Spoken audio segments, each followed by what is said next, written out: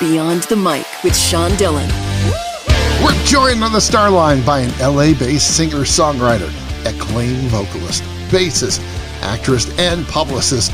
You might know her as the tap dancer on Fox's I Can See Your Voice, but we call her a Beyond the Mic repeat offender.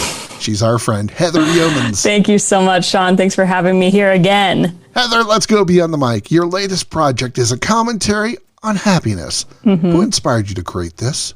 So I started writing a lot of songs, right? And I noticed these themes. And, while I am an optimist and I'm a pretty happy person, it's not to say that I don't write sad songs. But I noticed this theme in my writing. And I thought, I really have something to say about happiness. I have so much to say. And a lot of that stems from how I grew up. I was raised by a wonderful woman who just sees the world realistically, but also through rose-colored glasses in the best way. She knows how to make the best out of the hardest situations and see the good in people. So that naturally rubbed off on me, and it's a part of who I am as a person and as an artist. A little closer to happy bottles up suntan lotion, happiness, the beach, the friends, sometimes a little sadness, all into one big song. Why was this song so important for you to get out right now? I struggled with the release date for this one because the whole tune is inspired by Soak Up the Sun by Sheryl Crow. So it's like my modern adaptation of that song. It's not to say that the entire song is super cheerful and, it's a realist view of happiness. So it can be a little dark in some places, but that's okay because happiness is a journey, right? And it doesn't mean that we can't be sad. And it doesn't mean that you have to be happy all the time to be a happy person. So I wanted to release it in the spring or summer. It was written back in late 2019, but I sat on this one for a while. I wanted it to be the right time. And, it's just starting to get hot. I mean, in LA, it's always warm. Around the country, it's starting to get a lot warmer. And I want this to be the soundtrack for spring and summer as we all kind of get out into the world again. And, we've been through so much in this past 13 months. If it's ever been clearer, it's now. Happiness is a journey and we've all struggled. We're trying to hold on to that happiness and as we transition into, life as we know it today. In the music video to A Little Closer to Happy, happiness is represented by a single yellow balloon. Why did you think a single yellow balloon was the perfect symbol for happiness? One of the primary messages of A Little Closer to Happy is to hold on to your happiness, right? And that can be really hard sometimes. It's easy to get sad or, upset with the world or how things are going. And I felt like a balloon is something that you hold on to. But it's also, looking back on it, a balloon could symbolize holding on to the concept of happiness or the construct or what we think happiness is. At the end of the video, spoiler alert, I let the balloon go. So that's the best description or reason I have for letting the balloon go. And it was a friend of mine that brought that up. When you let the balloon go, it was almost like you were letting go of the expectations of being happy and how you think everything ought to be. And it was such a great thought because so much of our happiness is dependent on expectations and how we think things should go. And when they don't go our way, for me, that's my main source of sadness when I think somebody or something is going to be a certain way and it doesn't happen as I planned it. So, something that I've been working on and something that's a theme in the song is letting go of those expectations. I'm super type A. That's how I grew up. That's who I am. And then being that type of personality, it's really easy to get consumed by perfectionism and feeling like you need to do everything right. Or if you miss the mark on something, that it's the end of the world. But, as I'm growing into myself, I'm trying to let go of those expectations of how I think things should go because it's up to you and not other people to define what true happiness means to you. That's something that I'm personally discovering every single day. And in order to do that, you have to let go of the expectations of others. And that's so much easier said than done. And how has your expectations of happiness change? Garth talked about those unanswered prayers. Some things we thought we might want isn't really the thing that brings us true happiness. Yeah, I think it's all about taking a step back. And I think we had a chance to do this during the pandemic, to take a step back and ask ourselves, what do I really want in my life? What path do I want to take? What are my sources of happiness? Who are the people or things that don't make me happy? And how can I just kind of refresh my life? I think I speak for a lot of people in saying that this time was almost essential to like recharge in that aspect. My expectations for happiness, I just want to be like, it was hard during this past 13 months because I wasn't around my family a lot. I think I saw them maybe like once or twice, very, very distanced and very quickly. So, just really making those moments count, because you never know, one day if people aren't going to be here. And I want to make sure that, my happiness is based in like the memories that I can make with those people. And also like the beacon of happiness during my quarantine this past 13 months has been my dog, Gracie. My social media accounts are Gracie Stan accounts as well. So if you ever want like any cute Jack Russell Terrier content, that's where you're going to find it. As we come out of the quarantine, how has your memories of happiness changed? I thought I understood happiness was one thing. After hugging my mom and dad after months unable to, I treasure it more. Before it was, thanks, Mom, thanks, Dad. But now each hug is so precious because you don't really know when you're going to have that next hug. Yeah, definitely. If this time has taught me anything, it's kind of reshaped my perspective, like my perspective on happiness, but also as that pertains to, valuing my time more with family, like valuing my time to like recharge and give myself the self-care that I need. This was a reset. And I think for a lot of people, they were able to identify the people that they didn't want in their lives anymore and the people that they really missed. I've definitely grown so much throughout this entire process, and it hasn't been easy. I am very lucky.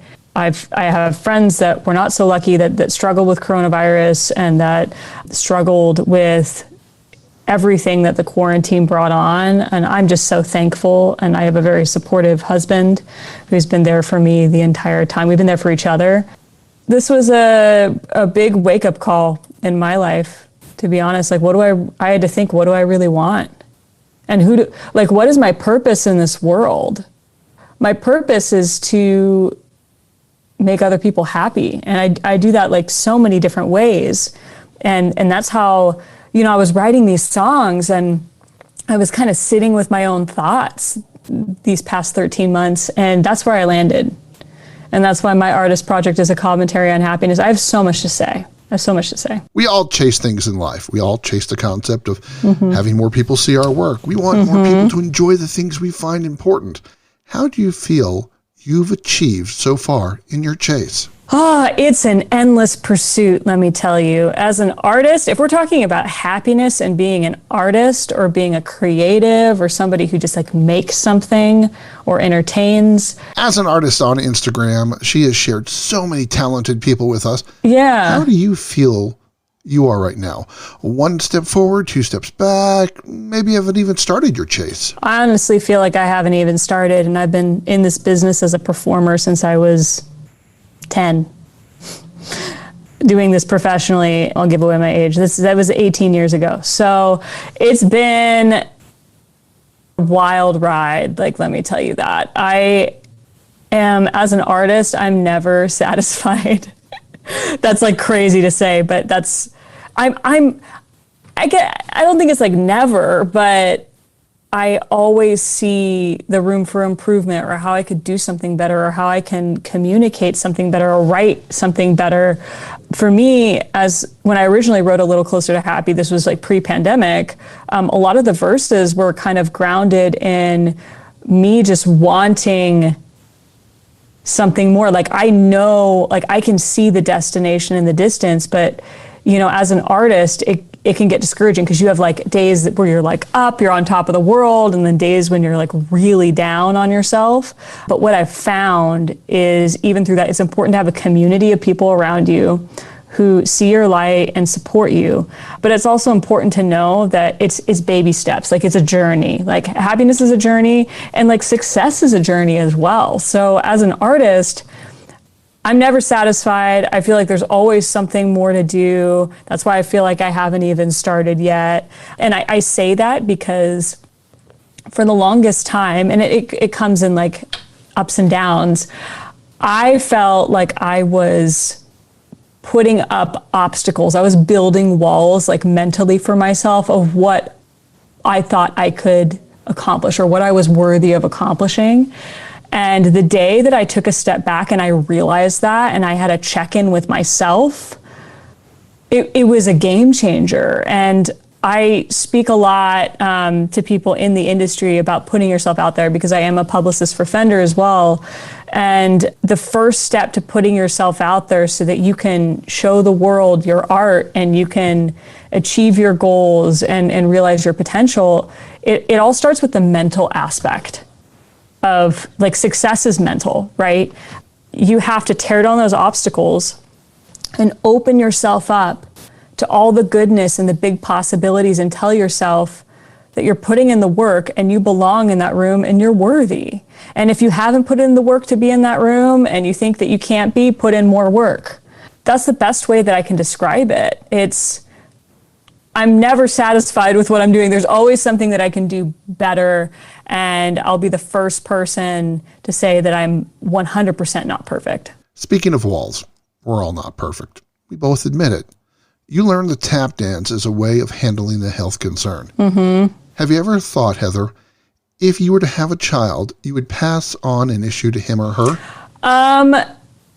It's something, so when I was a kid, doctors told me I had this thing called fibular anteversion. It's a fancy way of saying pigeon-toedness. It's like my hips turn in, so it causes my feet to turn in. And mine was pretty severe. And usually kids will grow out of it, thank God. I was very, very lucky. And in hindsight, it wasn't like a huge deal. But like at the time when you're a kid and they're like, oh, we might have to do a surgery, like a pretty like traumatic surgery to like fix it. Or they were like, you can put her in like ballet and tap lessons and just like see how it goes. So my parents did that, thank goodness. Like I was terrified, but I went for the ballet to help with the turnout of my feet, but I stayed for the tap. And that's how I felt, because I loved it. I mean, my dad plays the drums, like my family's super musical. My brother's a saxophonist in the US Army. We could have like our own little family band, which is hilarious, even though we haven't all like played or sang together before. Like we've done stuff like together, like just me and my dad, or like just me and my brother, or but me not and together. Mom. Yeah, we've never done something all together because it's a little disjointed, right? So like, like I play bass, my dad plays drums. Like both my mom and I are singers, and then I have two brothers that play saxophone. But it's like, where's the guitarist? I guess it's my husband. So technically, we have everybody we would need, but music is just so much. Come on, step up, John. Yeah, I know. Shout out to my husband, John McLennan, who actually just went live with Fender guitars. He was really excited about it right before I got on this interview.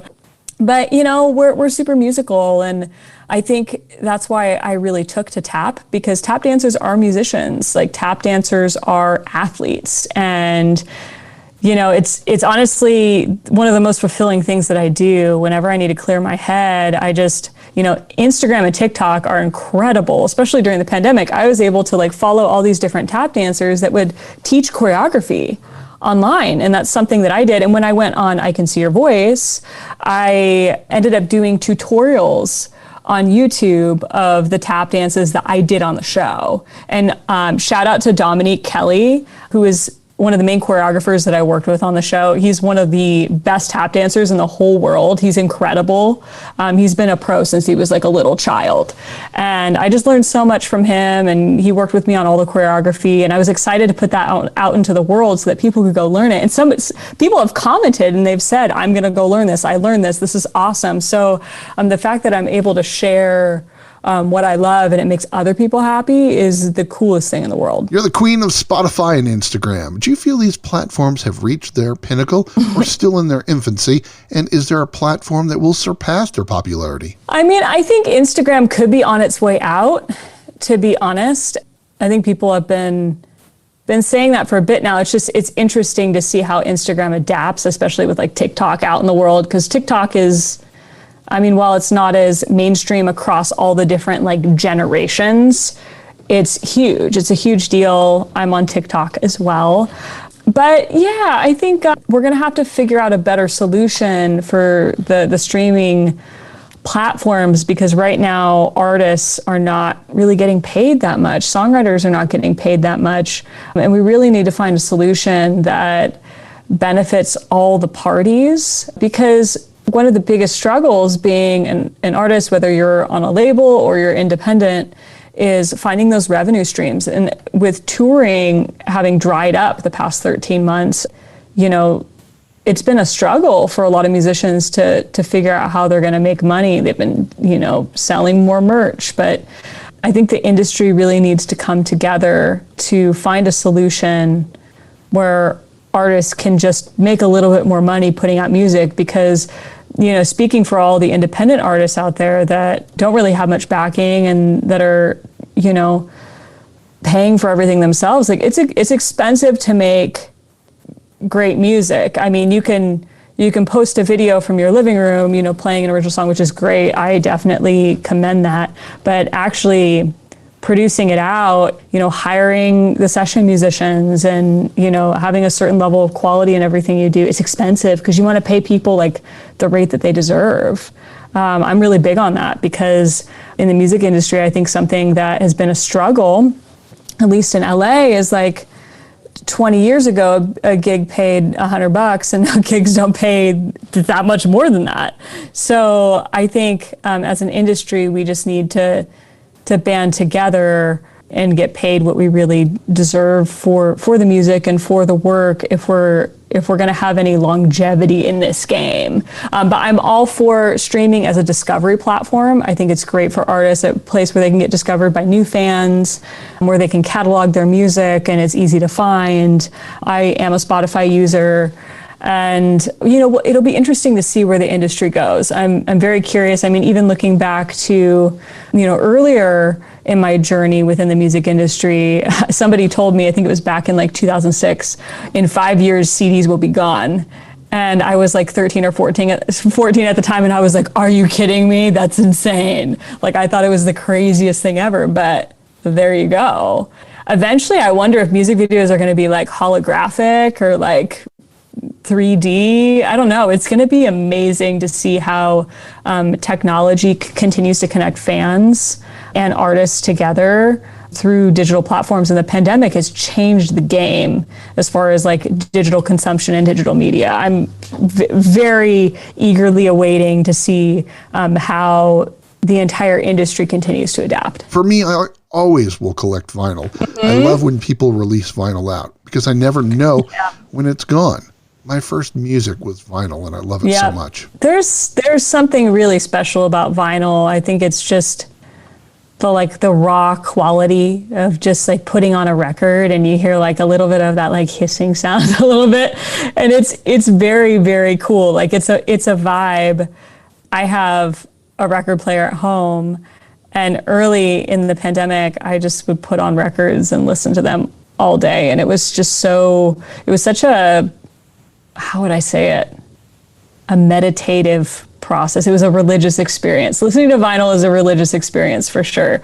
And I'm glad to see that, you know, the vinyl enthusiasts are out there and there's this like throwback movement going on. And I've thought about putting some of my music on a vinyl, but, you know, when I get to the point where I want to release an EP, I think that's something that I would consider. On the Instagram, you've shown those secret tap tracks you've snuck into your Young Blood cover. Part of you wanted to keep those secret, but part of you is like, ha ha ha, look what I did. I tricked you there. I love tricking people and hiding tap Easter eggs in all my music. I'm working on a song right now. I don't know when it's going to be released or if I'm going to be the one singing on it or if it might be another artist, but I'm currently figuring out what my tap Easter egg will be for that one. I just have so much fun with it. I think that tap has this really cool percussive quality that cuts through, that can add a lot of energy to a track. So, when I lay the tracks in, it's usually in the choruses and the bridges, or, big peak moments. And it's like my signature. It's putting my signature on my music. And it's so much fun to show where I put everything and reveal it, because a lot of people, they can't hear it because it really is in the mix. And I love to keep people guessing. And I think just tap dancing in general is really fun for people to watch. And throughout history, there have been so many incredible tap dancers that have been awesome musicians as well. There are a lot of drummers that are tap dancers, a lot of vocalists and entertainers that are iconic that would sing and tap dance. But, the phenomenon remains today. People just get really excited when somebody taps and then they sing. There's just something so delightful about it. So, when I did Youngblood on By 5 Seconds to Summer on I Can See Your Voice, it was a really cool moment. It was one of the coolest moments in my career, that I got to put those two things together and just shock everybody. And, nobody knew that I was going to come out with those vocals. I knew that I had to make a full cover of that song.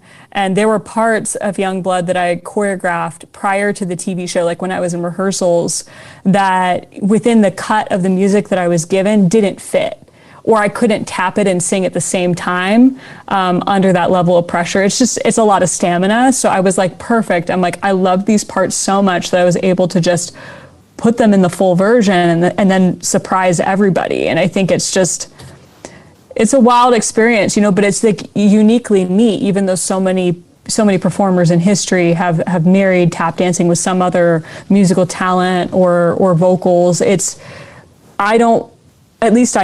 are not really that many artists that I know of out there that incorporate tap dancing in their production and in their music in this way, like in pop music.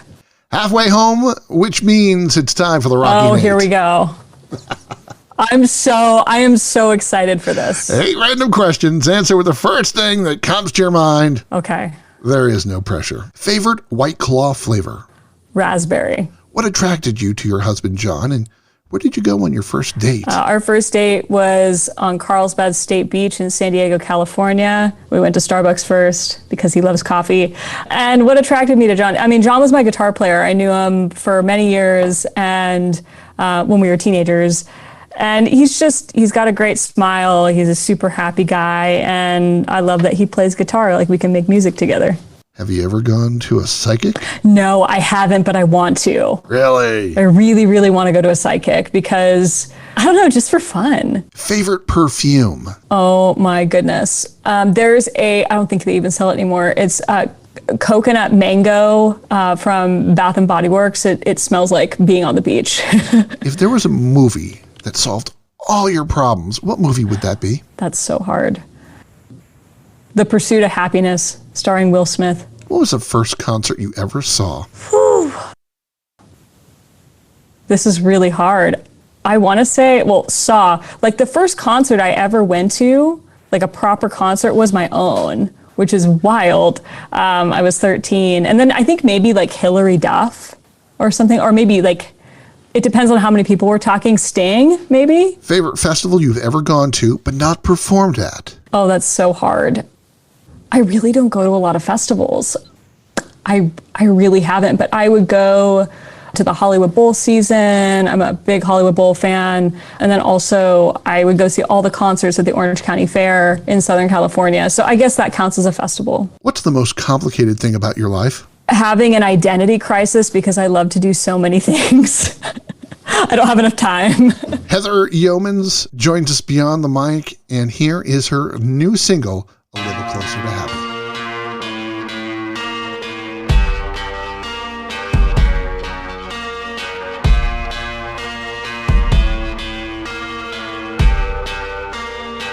I'm on the edge of the surface, looking out at my purpose, but it's hard to leave, knowing that I'm my fault. Sometimes I get nervous, think is it really worth it? Do I have to be perfect or nothing at all? They say that we all end up where we're meant to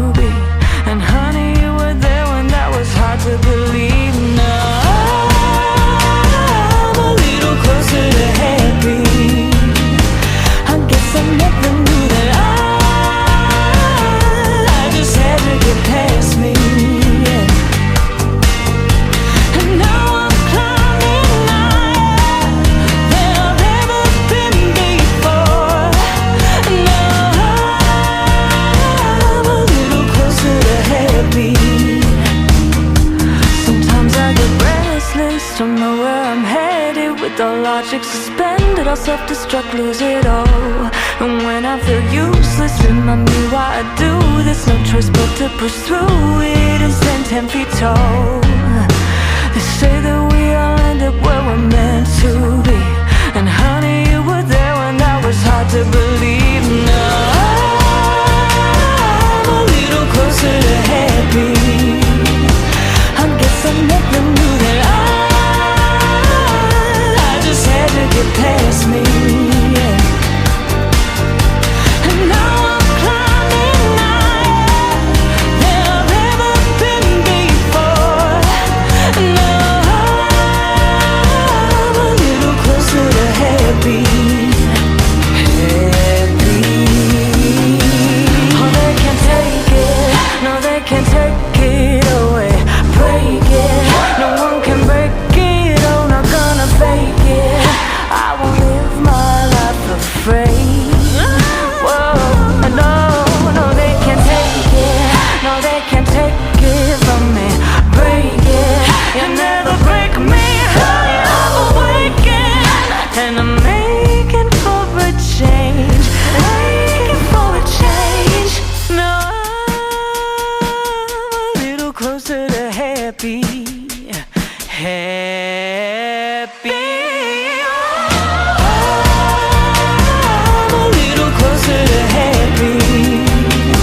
I guess I never knew that I just had to get past me, yeah. And now I'm climbing higher than I've ever been before. Now I'm a little closer to happy. A little closer to happy. It's time for the back half with Heather Youmans, Beyond the Mic. You've said, quote, I was born and raised in San Diego, just a 10-minute drive from the beach. So whenever I struggle with happiness, I turn to the ocean for some soul searching. Why have you personally struggled with happiness? Because I can see, like, I have a vision for where I want to go. I tend to look way ahead at, what I want to accomplish in my life, or, what I want in my relationships. I think it goes back to that whole, like, having expectations and then having those expectations not met. So things play out not the way that you expect. It really would puzzle me. So, naturally, since I grew up 10 minutes from the beach, like, that was the place I would go to think. That's the place I would go to, like, talk to my best friends. And during the pandemic, that was the place I went to clear my head. The beach was everything to me. I don't know how I would have been able to get through the past 13 months without living near the ocean. Now, between gigs, TV shows, and podcasts with your friends here, you're a global PR and communications manager for Fender. How has your job allowed you to enjoy music even more now? Wow, that's a great question. So, my life kind of blends together. Like, I have all these different interests, from, the singing and the bass playing and making music and tap dancing to, writing. Like, I used to be a journalist and being a publicist now. So it's really nice to have so many synergies working at Fender and doing all this other stuff. Fender has been a game changer for me because I've been able to work with some incredible musicians. Usually, given my position, it's me asking them questions for background for things that we're working on. So the other day I was on Zoom with Nile Rodgers in the morning, and he asked me, Heather, how are you doing? How's your morning? And of course I'm like, are you kidding? And I'm like straight faced, because I really try to play it cool. Niall's an incredible human. I've been able to work with Brian Wilson from the Beach Boys and Jimmy Page and Her, and and Ben Gibbard from Death Cab for Cutie, who I love. And he actually said something to me pretty profound when we were chatting. He said, people feel like they have to be at a certain level of proficiency to share their art. And his position on that is to don't wait to share it. Like, if you have it in your heart, if you have that song there, like, share it with the world. Like, share your art no matter where you're at, because I feel like that's a huge part of the journey, is just opening yourself up and putting yourself out into the world. And well, 97% of people like won't like it, but then there's the 3% that really go hard for your work. So I definitely encourage any prospective artists that are out there, young artists that are just getting into the industry, or people that just love to sing or play, don't wait to put your art out into the world. Now, coming soon to Be on the Mic will be 2 stories you wanted my help in telling. We'll let you know about the special stories later this year. But why is it important for not only to tell a story through song, but to help others tell their stories? I would say the through line with everything that I do, like all the different odds and ends, I'm a storyteller. That's who I am. So yeah, to your point, all of my artist stuff is me telling my story. When I'm a publicist and when I'm a journalist, I'm telling other people's stories, and I'm a very curious person. Like I want to know about people, and I want to have conversations with people, and I want to know how they see the world. So the fact that I'm able to work with these incredible artists at Fender to tell their stories with guitar, with music, it's pretty incredible because I have so much respect for all of them, and I believe in what they do. So I feel like it's, as musicians, it's all about the community, right? No matter where you are in your career, I think it's important to lift all kinds of musicians up and lift their art up, because being an artist is hard.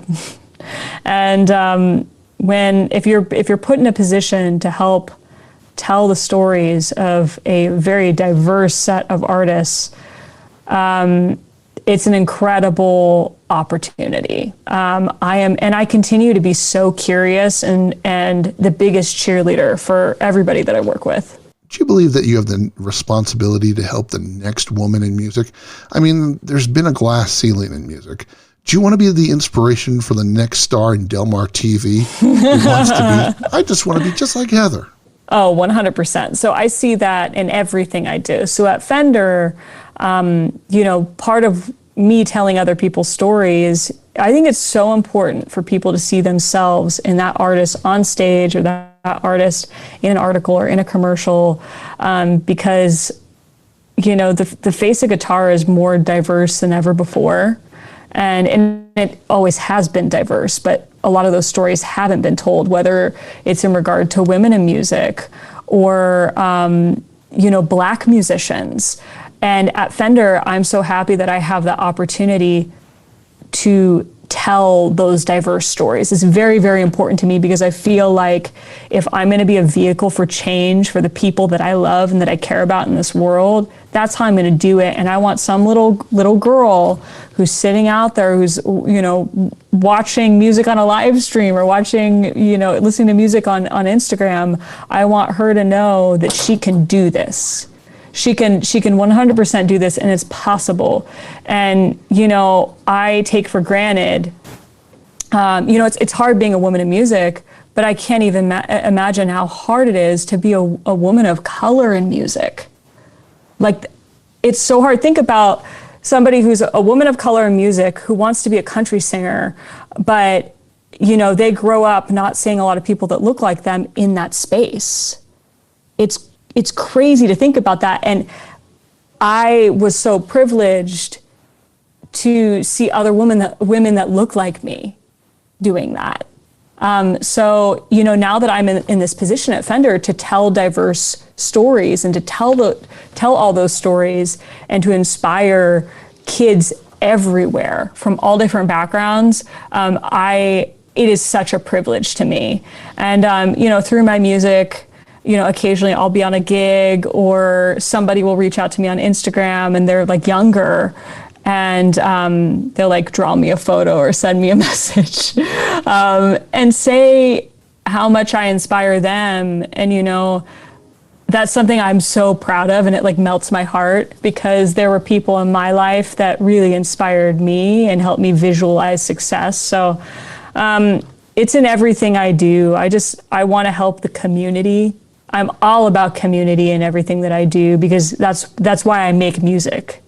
Like it's for the community. Yeah, it's for me. I enjoy making music, but it's about sharing it with the fans and sharing it with other musicians. Your song Shine is a letter to your younger self. What one thing would you change from your past, and what one thing you wouldn't change no matter what? if I had to look back at, Heather the teenager, which is, the perspective I was writing the song from, I would tell her to love her body and to love herself for who she is, to not let other people's expectations determine her plans. And then there's something that I wouldn't change was just, for as long as I can remember, I think that's something my friends see in me, is that I try to always see the good in people no matter what. And it's a hard thing to do, and people that, maybe are not optimists, like look at me and they go, how can you see the good in this person or this situation? But that's how I'm wired. Yeah, it can get you into trouble because sometimes you get fooled by people. And even with that said, I don't take back being that way. I don't take back having that outlook on life when I was young, even though some people may have called it, me being gullible. Talk about the incredible power of music in your mind. Wow, what a question. I have always had the music in me from the time I was a little kid. I would sing the books at story time instead of reading them. I knew it was in there, and I knew I was creative. I just had to develop and find ways to let the music out. So the music in my mind is very powerful. It's so powerful that I pursue music and creativity like nothing else in my life. Love, of course, but like pursuing music, that's the reason I live. And it's what I'll leave behind. So 200 years from now, when a family member I never met, they can get to know me almost instantly by listening to, my music and what I have to say. What's the one hardest thing about being a singer and a musician? Not being too hard on yourself. It's when you're a creative, like I said before, you're never satisfied. And it's really easy to be unnecessarily hard on yourself. It's what makes you better, but at the same time, it can be pretty self-destructive. It's time for One Big Question with Heather Youmans Beyond the Mic. You said, quote, people know me as the eternal optimist, someone who always seems to find something to smile about. But happiness isn't perfect, and feeling happy all the time is a myth. We all get a little sad sometimes, unquote. What frustrates you and yet it encourages you about life? And with all the darkness in the world, where is your light? That is such a hard question. My light is being able to find the light in the darkness. That's my light. And it's how I see the world. It's how I talk and communicate with people. It's, somebody could be talking to me that's had a horrible day or they've had something really traumatic happen in their life, but I'm always there finding the light myself or helping other people find the light when it's almost near impossible. And some people don't understand why I'm that way. It's hard. If a pessimist and an eternal optimist meet, there's going to be some friction because those two people see the world in a very different way. But, being an eternal optimist helps me make other people happy, and it helps me to never lose my light so I can be there for others. Finally, where can people find you and your music? Okay, so the main hub is my website, heatheryoumans.com. That has all the goodies. You can also follow me on Twitter or Instagram at Heather Youmans, Youmans. Or, you can just go straight to Spotify if you want to listen to the music and you have a moment and you want to discover some new tunes. I'm Heather Youmans on Spotify as well. Give me a follow. You'll be updated on all the newest releases as they come through because I do have new music, after I release A Little Closer to Happy. But I just have to say that I so appreciate the support of everybody in the music community, the fans, other musicians. I am nothing without every single one of them. Her family can create an entire band, enjoys raspberry White Claws, and really, really, really wants to go see a psychic. Her latest song is A Little Closer to Happy, and it's out now. Heather Youmans, thanks for taking the time to talk with us today. Thank you so much for having me. This was so much fun. And that, my friends, is Beyond the Mic episode number 200.